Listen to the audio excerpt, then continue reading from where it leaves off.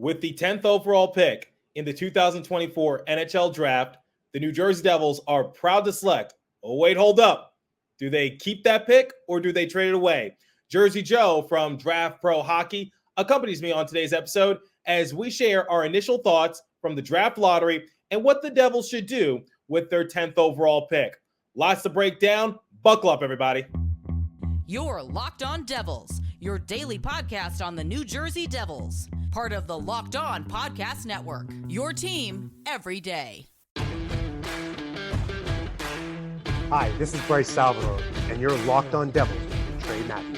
Elliott scores! Oh, Steven stepped up, nailed it. Brodor's got the puck. What a shot. The Devils win the Stanley Cup. Alrighty now, what is up, New Jersey? Welcome back to the Locked On Devils podcast here on Locked On Network. I'm your host, college hockey play-by-play announcer, Devils writer for Pucks and Pitchforks, and also part-time credential media member, Trey Matthews.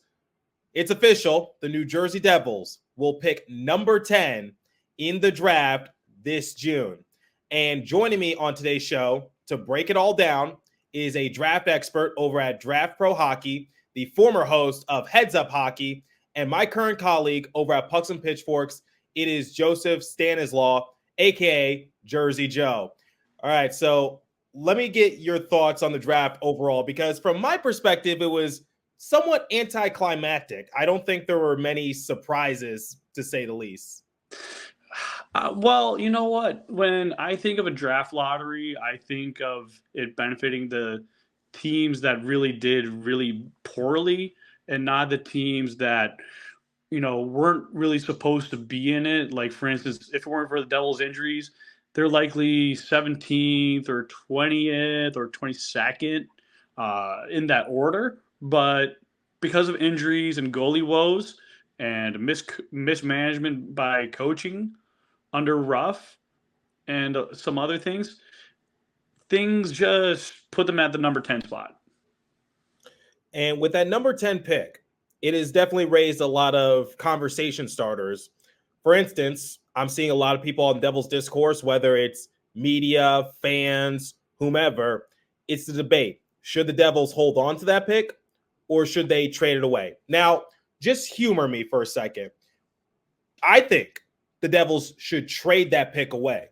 That's my personal opinion, because I think what they need right now is an impactful player that can come in and make a difference right away, not a prospect that's going to take a few years to develop. Because if we're being completely honest, the Devils already have a few young guns that they're trying to develop. Luke Hughes, Simon Nemeth, Seamus Casey just recently signed his entry-level contract. Then you got Lenny Haminaho, who you compared to Tyler Toffoli. I think since the Devils, I would believe that this past season was a fluke. They dealt with a lot of injuries. A lot of players missed significant time. I don't think they should be in this position, if we're being completely honest. And they were knocking on the playoff door for a few weeks. They didn't get mathematically eliminated from playoff contention until early April. They were always right there despite their inconsistencies. In my opinion, trade that pick away. For who? I don't really know, but I think there's a few available options out there for Tom Fitzgerald. Well, for me, when it comes to thinking about goalies, you know, that's the most important one. And goalies take 4 to 5 years typically. But there are some young guys out there that teams like in Minnesota who have like a really good goalie goals situation. But the Devils could pluck one of those guys who's like 25 years old, and I'm not afraid to say his name. Philip Gustafson's been a guy I've been watching a little bit when Akira Schmid was brought up that season. But he's a really good sound goalie. But do I think he's worth 10th overall pick? Maybe. But I rather trade one of the Winnipeg picks for him instead. Yeah, I mean, when we're looking at Gustafsson and what he did this season for the Wild obviously did not make the playoffs. He won 20 games, and he appeared in 45.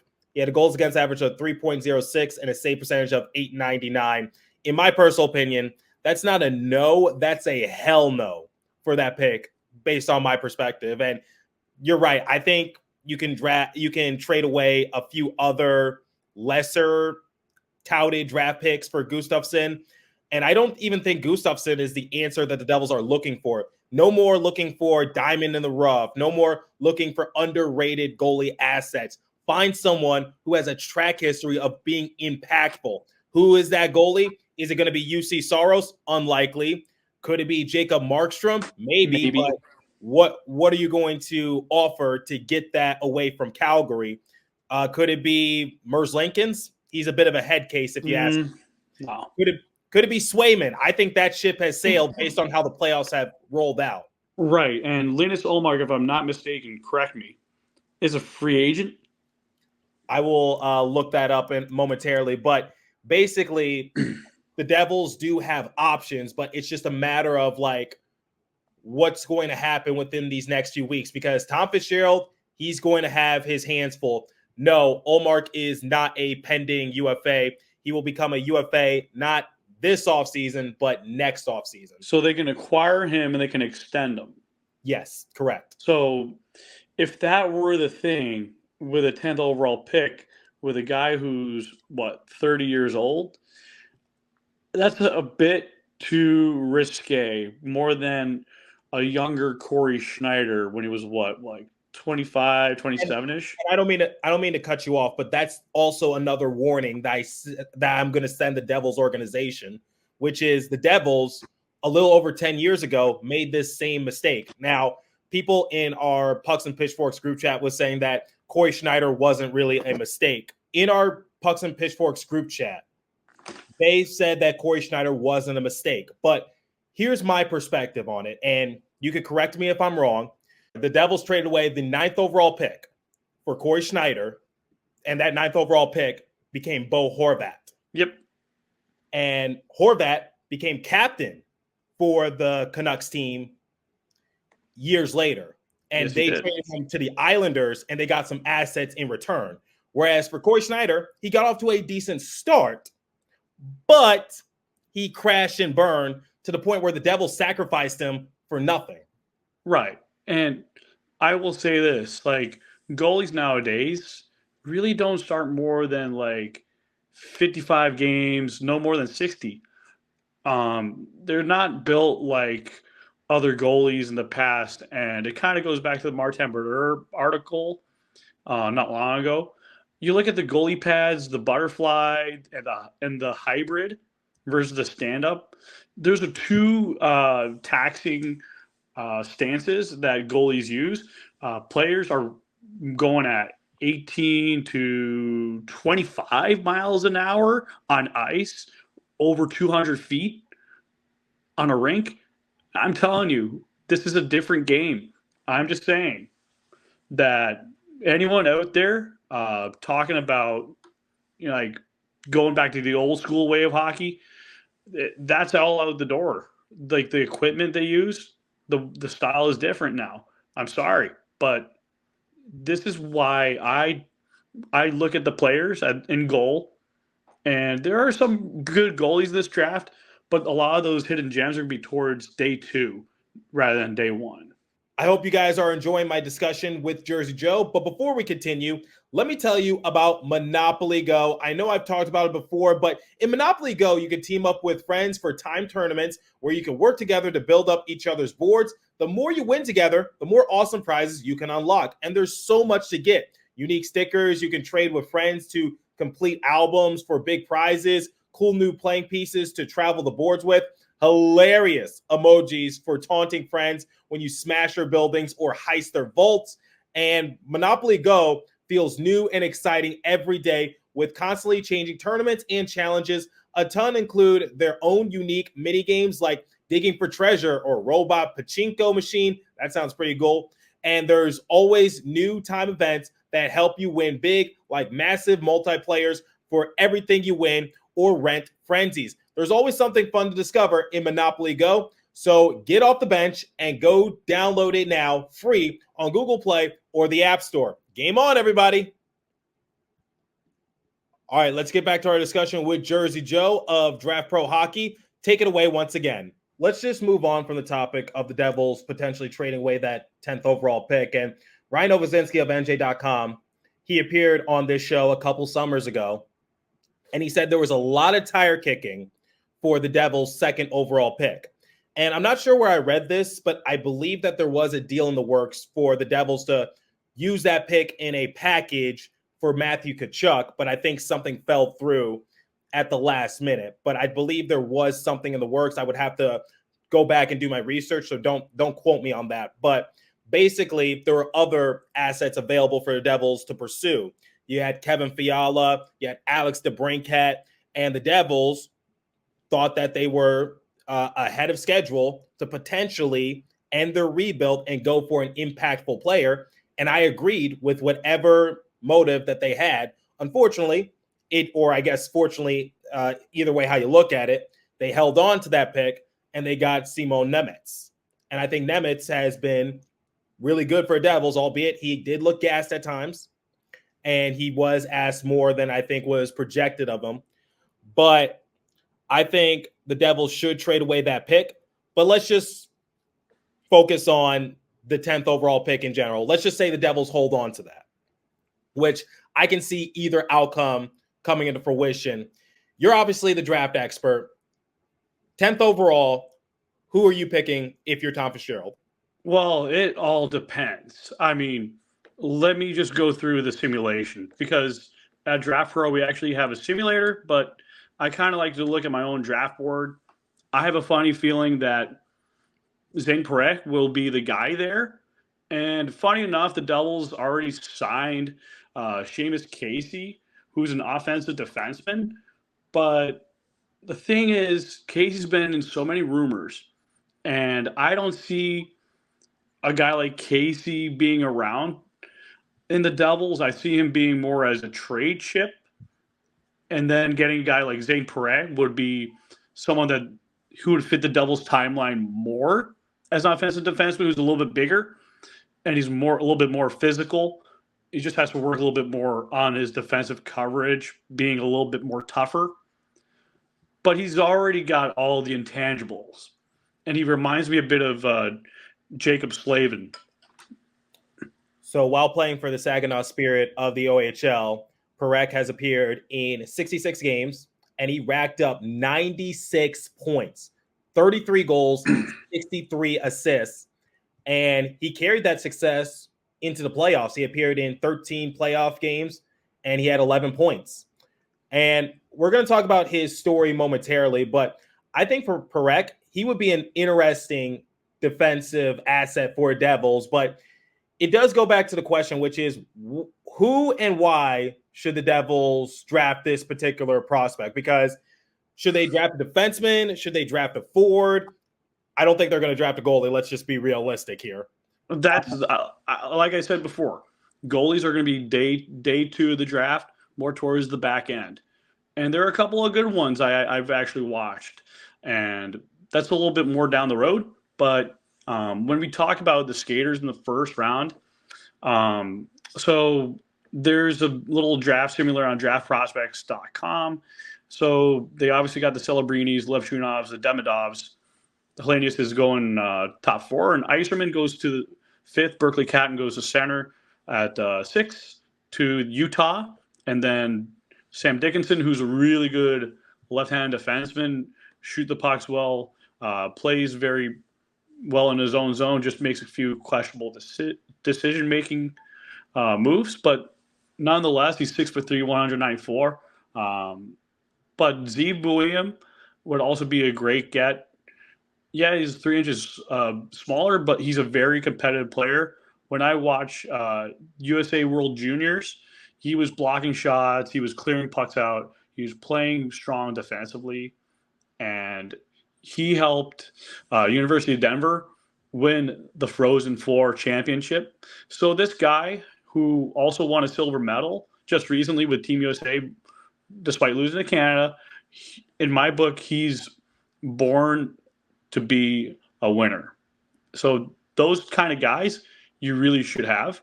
Zane Parekh is a competitor, and he has the best points per game number in the OHL, better than Tony DeAngelo and a couple other guys in the OHL. Bouillon appeared in 42 games for the University of Denver, racked up 11 goals, 39 assists for a grand total of 50 points. Like you said, he is a national champion, and he stands 6 feet, and he's a left-handed defenseman. The one thing I say about defensemen for the Devils is that they're going to be filled in terms of defensemen who are going to be here for a good while. Dougie Hamilton, he's here long term. John Marino, he's here long term. Jonas Siegenthaler, he's here long term. Kevin Ball, I think he only signed a 2-year extension, but I'm sure the Devils would like to bring him back. And now you got to factor in Luke Hughes, you got to factor in Simon Nemeth, and now Seamus Casey is added into the mix. The thing is, like, I love Bouillon and I love Perek, but I just don't know if they're going to be given a fair chance to really thrive if selected by the Devils, because there's a log jam of defensemen for New Jersey, to the point where you and I have actually had a conversation about Seamus Casey switching his position to become a forward. And I see it. I absolutely see it. Like, he's really good, like, playing defensively in his own zone, but I don't see him being that physical defenseman who's more offensive minded. Yeah, there was Sergei Zubov in the past in Dallas, but that's an outlier. I find Seamus Casey to be more so a winger or center, and I can see him definitely being a really good speedster and someone who's very shifty and crafty with the puck, who has a really good shot on net, and not necessarily be a great playmaker, but a really good goal scorer potentially. So I think the development for him would be better suited at wing. And the one thing I want to point out to everyone when it comes to drafting someone is that you draft what you need. You don't necessarily draft the best player available unless you have the first overall pick. Because let's go back to the draft in 2022. Juraj Slafkovsky goes number 1 to the Canadiens, and that leaves the Devils with the second overall pick. Now, leading up to that draft, I think a lot of people thought Shane Wright was going to be the consensus first overall pick, but he fell a couple spots to the Kraken. Devils didn't need a center. That's why they didn't draft Wright. That's why they didn't draft Cooley, because you have Nico Hischier and Jack Hughes, and possibly Dawson Mercer, who can also operate as a center. Once again, we talk about that log jam of developing players. And if you draft Shane Wright, if you draft Logan Cooley, there's no chance that they're going to dethrone Nico Hischier or Jack Hughes, more likely than not, which forced the Devils to select Simon Nemeth because he was a defenseman. And in my opinion, I think Nemeth was the correct pick for New Jersey. And you were at that draft party. Yes, I was. I think a lot of people were groaning because people were groaning. They were throwing fits a little bit. And I actually was one of the few people celebrating the pick. You were cheering because you thought this was going to happen. And this is what I was bringing up, which is, it goes back to my example, which is you don't draft the best player available. You draft what you need. Right. And it's like going shopping. I mean, you literally look for the best thing available, and you know that the potential is in it, and you know when you see it, you get it. So I will say this, if the Devils aren't going to get a defenseman, now there's a kid that I've been looking at all year long at the USHL, on the USNTDP level, internationally, Trevor Connolly. Kid's been a friggin' force. When I first joined DraftPro, when I looked at his competition at the Hlinka Gretzky, the way he plays in the offensive zone, he goes through the dirty areas. He powers his way in. He's a strong competitor. He knows how to pass. He knows what to do, like the next couple frames ahead. And Wayne Gretzky said, a good hockey player goes where the puck is. An excellent hockey player goes where the puck will be. You want to get that guy that's going to go where the puck will end up being a few frames ahead. And when you do that, it really makes it harder for other teams to defend you. Now, the Devils do need a center and a winger more than they do a defenseman. Yeah. So Can I tell you my favorite player for the Devils to potentially draft? You mentioned him momentarily, but they brought him up on ESPN, and that is Cole Iserman, who is a native of Massachusetts, and he might not be Macklin Celebrini because Celebrini obviously played for the Terriers, but you still get a product of that East Coast area, Boston area, in Iserman, who played for Team USA while playing for the national U18 team this past season. He appeared in 57 games. He had 58 goals, 31 assists for a grand total of 89 points. Now, you're projecting for him to go at number 5, right? Yeah, and there's been talk that he's going to slide. Yeah, and that I think ESPN also brought that up, and he's actually quite intriguing because of all the prospects we've been talking about, they're all defensemen, but the Devils might not need that. They might need to go for a forward type player because down the line there could be a role that opens up for potentially more offense. And let me throw this out there: like, he was going to be a top 2, top 3, top 5 pick, like first half of the season. Then later on this last quarter, he started to not impress so many of the scouts who are more influential during the tournament. I find that, like, he is a good skater. He may not be the greatest of all, but he knows where to be. He has a really good one-timer, and he has a really quick shot. Like, the first thing that comes to my mind is, like, he has a similar shot compared to Austin Matthews. And that shot, to me, screams sniper, draft me, select me. My problem is, if it were Lindy Ruff as coach, he would not fit that system perfectly. If it's going to be Mike Sullivan or Berube, he's going to have more freedom to be with someone who's more creative at center.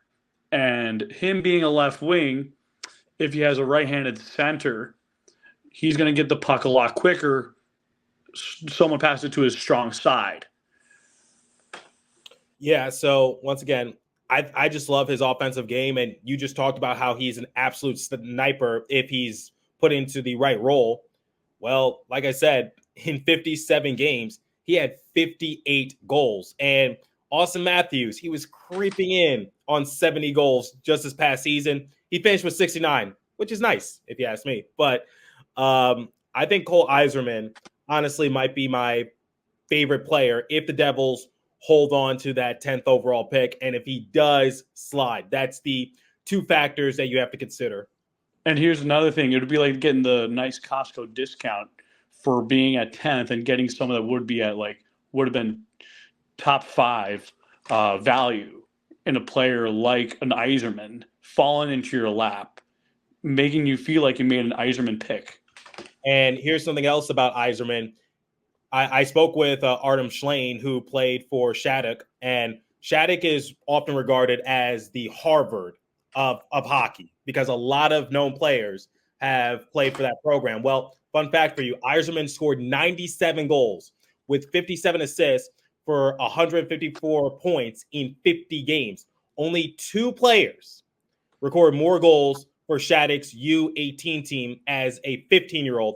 The 2 are Sidney Crosby and Jonathan Taves. Both players have championship pedigree, and both of them have played for some iconic teams within the past decade or so. Crosby, obviously, with the Penguins, and Taves with the Blackhawks. And you know what? I absolutely like those guys. And I remember when Crosby actually played baseball for Shattuck. And so Crosby always had that really good dual sport athleticism, and that hand-eye coordination was quickly integrated into his hockey play. And a lot of really good hockey players do have some form of multi-sport behavior. Some guys are really good at lacrosse in the off season. Some guys are better in other sports when they're not playing hockey and they're just doing other things so they don't tire themselves out. So for those parents who are raising future hockey players, do not just play one sport all year round. Take up another sport or two.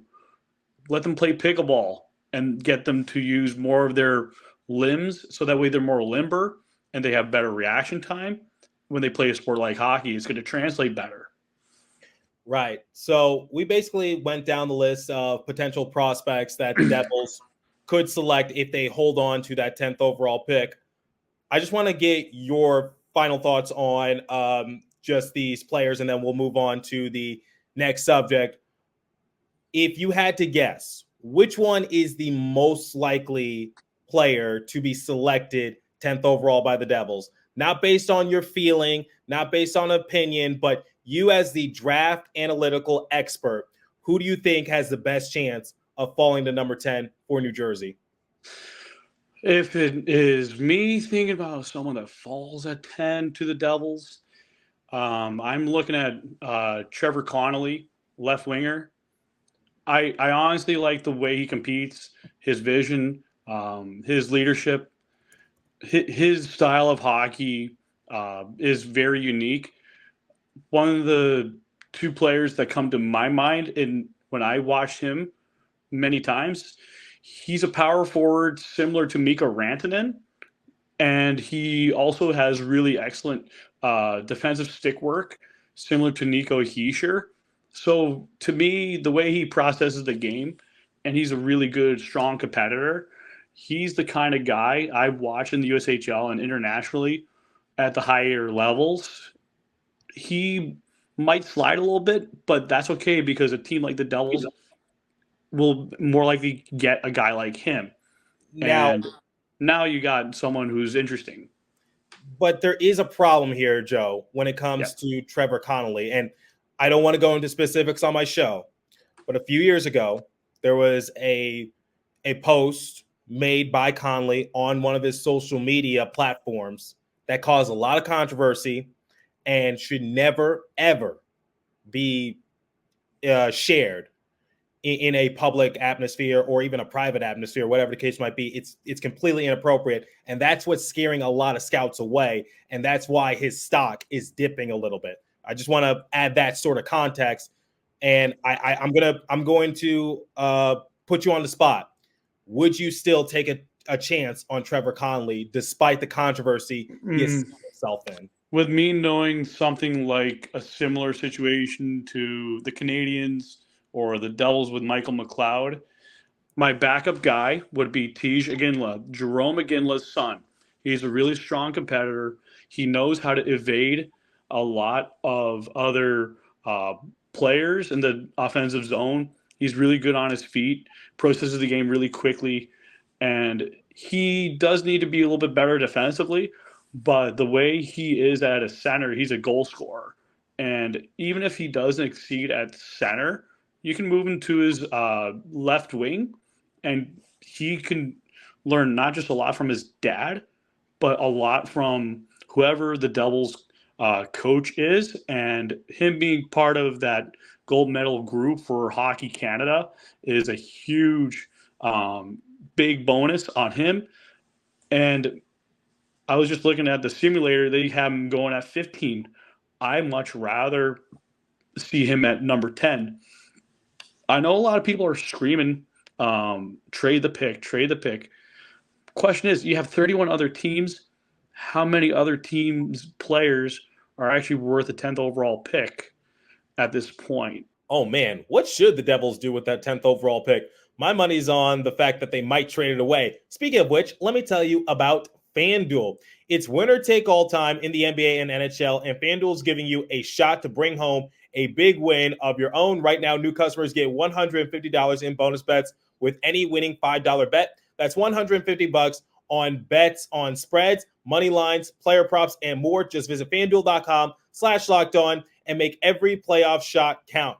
I'm actually pulling for Anthony Edwards to upset the reigning champion Denver Nuggets because I am still salty that Nikola Jokic knocked off my Los Angeles Lakers once again. But FanDuel is America's #1 sportsbook, and remember to always gamble responsibly. All right, let's get back to our discussion with Jersey Joe. Take it away. Okay, so this kind of leads into my final subject, which is we talked about different outcomes for the Devils. And in the first segment, I told you to humor me, which is let's just say the Devils do trade away that pick. Who are they going to get? Who's on the table? But I want to hear your opinion now because I've already shared my opinion. I'm open either way for Devils, whether they keep it or trade it away. But I think they should trade it away more likely than not if you had to ask my opinion. Now I want to get your side of it as the draft expert and also someone who covers the Devils on a few different platforms. Are you trading that pick away or are you holding on to it? This is your personal opinion. At this point, like you're top 10, you might as well keep the pick. If it was 16 through 32, I'm moving it. I'm packaging it. But the thing is like, okay, you said 16 through 32, but that pick is a little higher. It's a lottery pick. It's a top 10 pick. And I think that can pique the interest of a lot of opposing GMs. And yes, a 1-for-1 type of deal most likely won't get you a lot. But if you package it in with a few other prospects, like someone of Seamus Casey's name or stature, or maybe another solid contributor like Alexander Holtz, something like that, I think that can get you somebody decent, but you just have to use it in a smart manner because, like I said, a little over 10 years ago, the Devils traded away their 9th overall pick for Corey Schneider. And Schneider, he started off okay. He started off pretty good, actually. He started more than okay. But towards the end of his tenure with the Devils, completely crashed and burned. Bo Horvat became captain of the Canucks, and as a result, I think the Devils did end up losing that deal because they didn't really move the needle significantly after that deal, albeit their roster and structure was just in a different state compared to now. But it's just like, I'm moving that pick. And I think if you just package it in somewhere, it can definitely get you a decent return. It's not going to get you Brady Tkachuk. I hate to be the bearer of bad news, but the Senators are not trading Brady Tkachuk. Let's be completely honest with ourselves. Right. And that's pretty laughable. And I hear a lot of other places say, oh, Brady Tkachuk or nothing. I was already told multiple times by my same source, guys, cut that out. It's not happening. Jacob Chikrin is happening. All right. Yeah, that can definitely happen. So you're on the boat of holding on to that pick. Yeah, I lean firmly in that unless they decide to trade back and have a big blockbuster trade package. I know there's a trade rumor someone created on Twitter X that they should get Mitch Marner and they should get the late pick. Okay, so I actually did a hypothetical trade scenario with my colleagues over at Locked On Leafs a couple years ago, and the trade package included the 2nd overall pick, Mackenzie Blackwood, I believe another player. I would have to look back on it, but basically the Devils would get Jack Campbell, who was a pending free agent. They would get the rights to him, and William Nylander. And Right. The Devils would also get the Leafs 1st-round pick, which would still be a 1st-round pick, but it would just be a little later. It would be like in the mid-20s.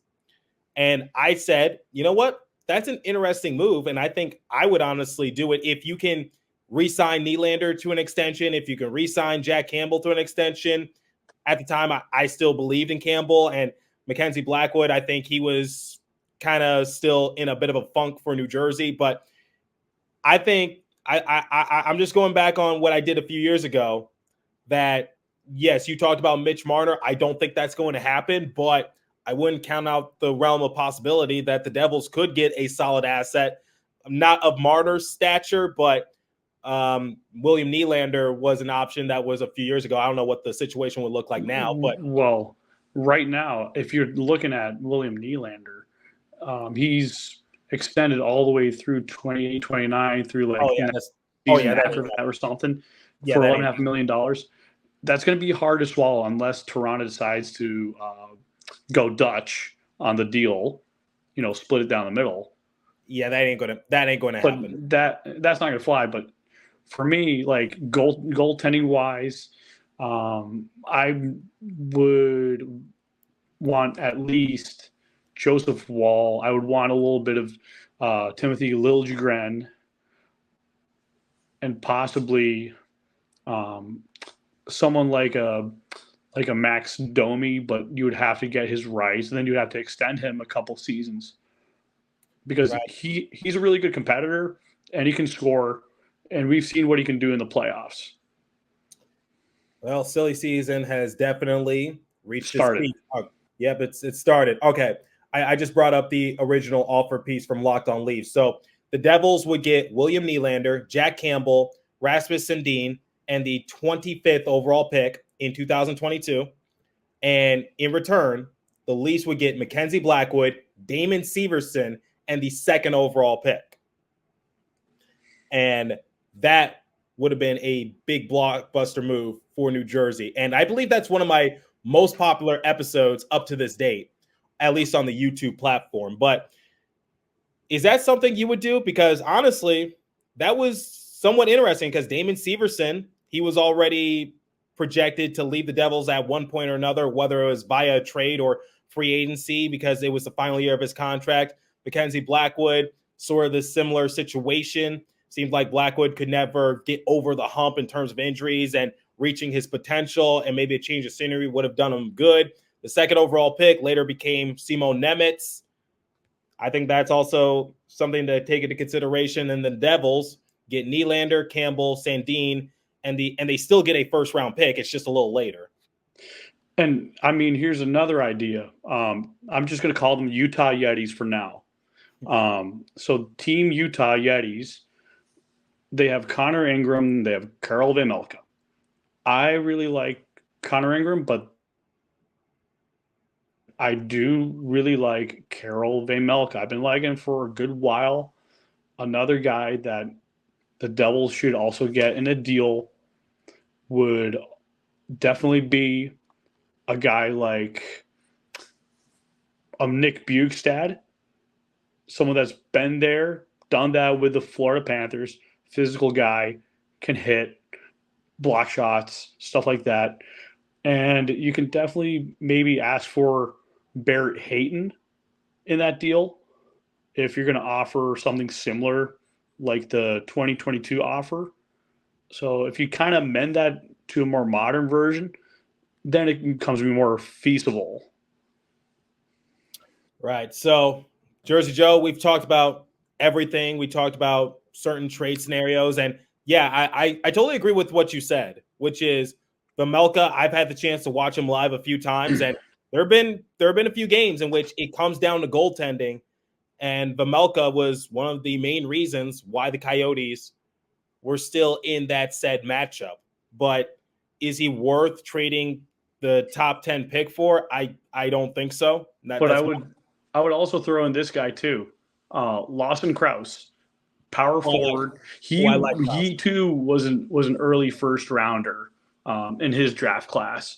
So he's a hard hitter. They call him the sheriff for a good reason. He hits, block shots, fights, does a little everything. He can score. You know, you need a jack of all trades. 26 years old at this time, as of June 23rd, so he'll be 27. Yeah, he was an 11th overall pick in the first round by Florida.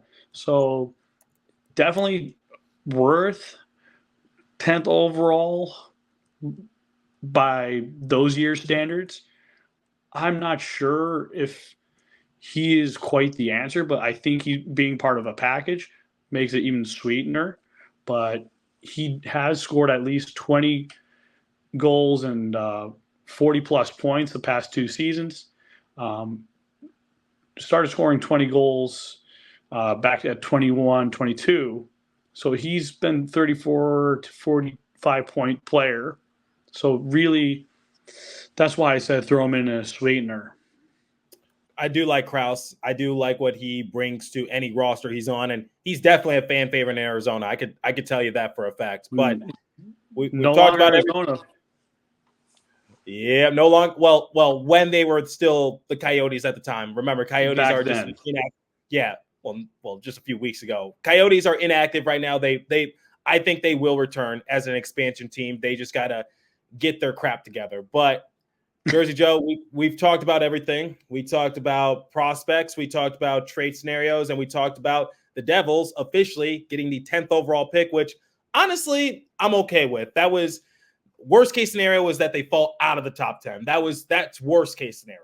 That was, but the chips didn't really move. No, it was very anticlimactic, if you ask me. But any final thoughts?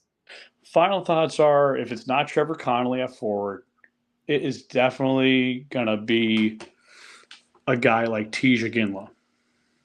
Well, I like Yzerman. Hopefully Yzerman and if Yzerman is not there, it's going to be Tija Ginla. Okay. But if it's Yzerman, I'll be all for it.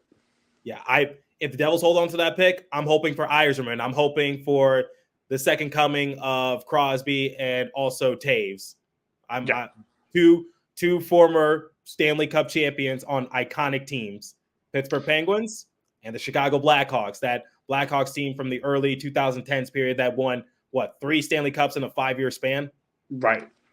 Yeah, so I'm telling you, the Devils are going to lean more on a center than anything. So that's what my gut's saying because of the logistics. Like, you already have Hughes and Heischer, but since losing McLeod, center becomes more prominent of a need than a want. And we'll definitely talk more about that as the offseason progresses. Joe, where can my audience find you at? Pucks and Pitchforks. You can find me on X, Instagram at _Joe of Jersey. And you can also see me at DraftPro out for May. And I plan on, doing my own scouting thing down the road. Start a little bit Sasquatch scouting down the road. So that way I can do my own thing. And we will definitely keep an ear out for any future endeavors you might pursue. Jersey Joe, thanks for taking the time, as always, to talk Young Guns and the draft for this Devils organization. Thank you, everyone. Have a great day and stay classy.